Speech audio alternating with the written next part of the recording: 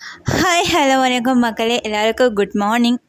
2-3 டேஸாக வந்து வீடியோஸ் போடலை. ஏன்னா வந்து கானா வினோத் போனதுக்கு பிறகு பிக் பாஸ் ஷோ வந்து பார்க்கவே இரிட்டேட்டிங்காக இருக்குது. ஏன்னா வர்றதெல்லாம் வன்மத்தை கொட்டிக்கிட்டு இருக்கு. இப்போ நேற்றுலேருந்து பார்த்தீங்கன்னா ஒரு காதல் கண்டென்ட் வந்து பிபி ஹவுஸில் வந்து ஸ்டார்ட் பண்ணிட்டாங்க. அதாவது அரோரா துஷார் இவங்க 2 பேரும் விட்டு அந்த லவ் கண்டென்ட்டு தான் இந்த வீக் ஃபுல்லாக போக போகுது.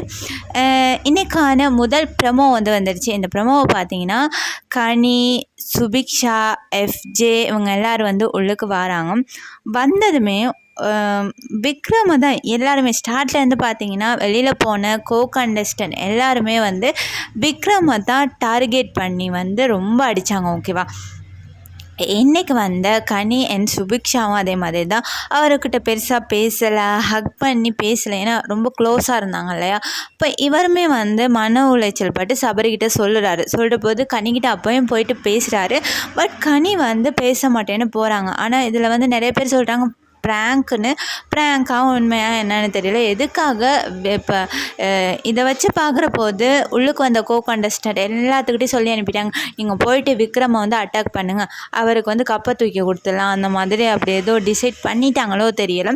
வரவங்க எல்லாருமே வந்து விக்ரம்னே விக்ரம் புராணம் தான். ஓகேவா, ஒரு மாதிரி கானா வினோத்தையும் அனுப்பியாச்சு. இன்னும் இருக்கிற மீதி எல்லாமே மிக்சர் பார்ட்டி. ஒன்று கூட திவ்யாவை சொல்லலாம். ஓரளவு அந்த பொண்ணு வந்து ஓரளவு வந்து கொஞ்சமாவது கேம் வந்து ப்ளே பண்ணிருந்துச்சு.